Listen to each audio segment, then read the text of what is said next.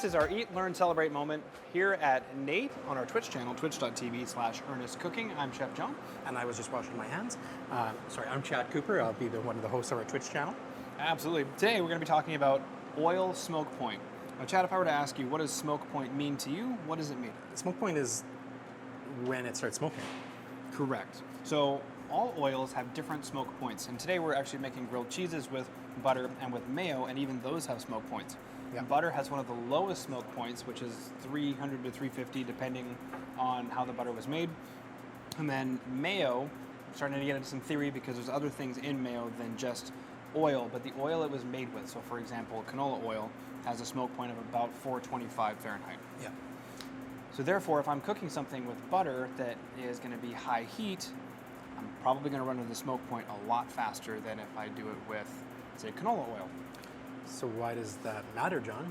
It matters because if we're going to be making something like, say, for example, recently we had some guests on who were talking about making steaks, and they were using olive oil in a cast iron pan to cook steaks at a very high temperature.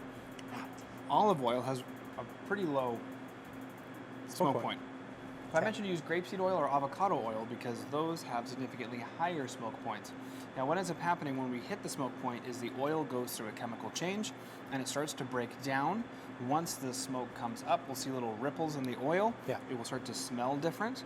And at that point, it needs to be used to cook the food that you're going to cook with, or else what will happen is the acids in it will break down, it will catch fire, and then it cannot be used ever again, as well as that it started a fire. Proper way to deal with a grease fire is to put it just in the garbage, right?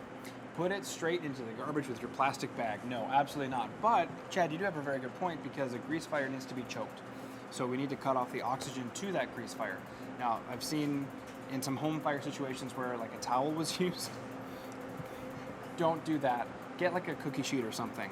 Or if the pan that you're in has a lid, put the lid on top of it, the proper fitting lid. I was just seeing the two small pans. You could probably technically always just, if you have another pan that will cover and smother out and give a seal. Yeah. We're looking to choke the oxygen on it, and also as well, I believe you could use baking soda. Yes. Baking soda is good, and I think it also, ironically enough, I think it actually makes the flame change color. Which is cool if it's somebody else's house.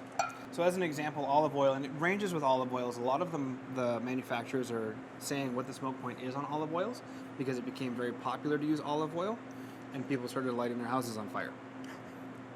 Seems like a good plan. Seems like a very good plan. So check the olive oil that you're using. If you want to cook with it, grab one that has a higher smoke point. And then, as I mentioned before, grapeseed oil has a smoke point of 420. Olive oil is more like 350. So depending on what you're cooking, it's going to make a huge difference.